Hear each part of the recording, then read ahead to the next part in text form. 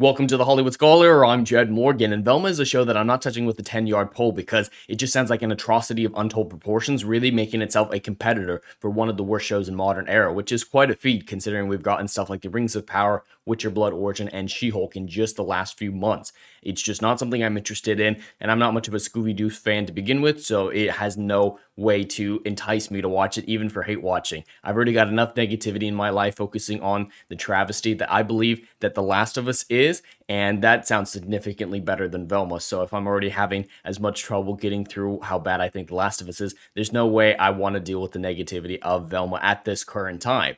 But some interesting news came out recently about Velma and its popularity that I threw into question because it definitely sounds a little bit suspect. And in doing this research for this video, I found that that initial suspect was a correct response, because it definitely doesn't seem like these analytics that are being reported on by TheWrap specifically are of a legitimate source, or at least taking into account legitimate things. So we got this article here from CBR that just has the good headline for us. Velma's popularity spikes by 127% despite overwhelming negative reviews. Now, that's the thing, they're making an argument how hate watching is making Velma big, and that's not always a good argument to be had, because hate watching is not a thing that most people do. There will be people who do it, and reviewers do it so that they can report and review it to tell people whether or not they should watch it, or at least give them the information to inform their decision on whether or not to watch Velma. Hate watching has never really affected a show for the most part, and I don't think it's doing it for Velma, but they're trying to twist it into that argument, and there's just not enough evidence for it.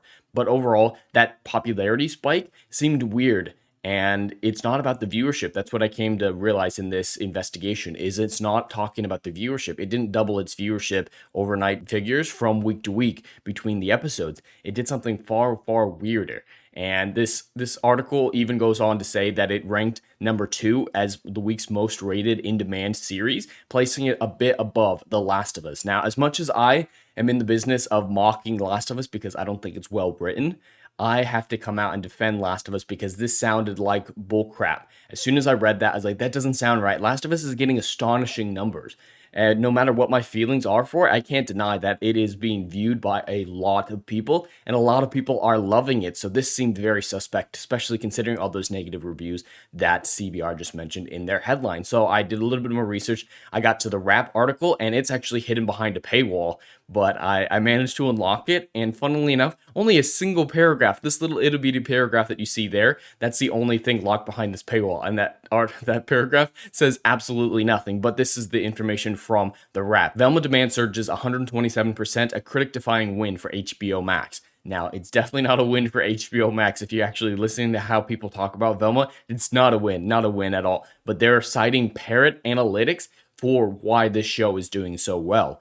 And it turns out that Parrot Analytics focuses a lot on the Twitter sphere of things, the trending sphere, social media platforms, consumer reach, streaming downloads. It takes in as much engagement as it can across all platforms. And I think that's where the distinction needs to be made, because a lot of people are talking about Velma, watching the clips, but the viewership, I just don't believe, is as high as The Last of Us. Even though they're on the same platform, Velma isn't talking about its viewership numbers, actual figures, and The Last of Us is. If a streaming service or a studio isn't talking about their numbers, that's usually because they're ashamed of them or don't want to talk about them. If they come out week to week with giving you those numbers, that means that they believe those numbers are good. And that's what we're seeing with The Last of Us. So it just like, oh, it's trending on Twitter, so it's bigger. And people are, misappropriating this headline and this information to be in a sphere of, oh, Velma is doing better than The Last of Us. No, Velma is not doing better than The Last of Us. As much as I wish that were the case, because of how much I dislike The Last of Us, that is not true. Parrot Analytics takes social media into account, and that is going to be a big defining factor, because as much as positivity on social media is good with The Last of Us, it doesn't compare to the people talking about Velma. Velma is everywhere. Videos about it doing are better on YouTube, and people are talking about it more in my daily life. I hear people talking about Velma, whereas The Last of Us, not to the same degree. They might say they like it, but it's not something that they go out of their way to talk about.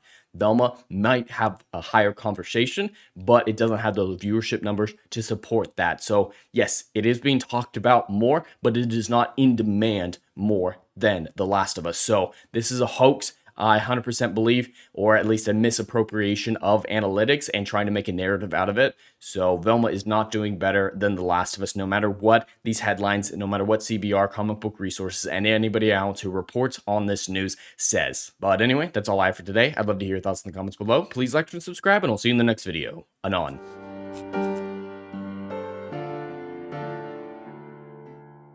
Hey, yo, are you feeling what I'm doing up in here? Oh, I know you are. Do you miss all the good, compelling stories that we used to get back in Hollywood that they ain't putting down no more? I know you missing it. So check out my book series, Odyssey of a Phoenix, a mythological epic about philosophy, morality, and modern day mental illness issues, baby. Book 1, Down in Flames. Book 2, Apocalypse Then. These are currently on sale. What are you waiting for? Get your hands on them. And we got Book 3, Kill the Dark, is coming down the pipeline. Just wait for all the good stuff that's dropping. You ain't gonna be disappointed, fam.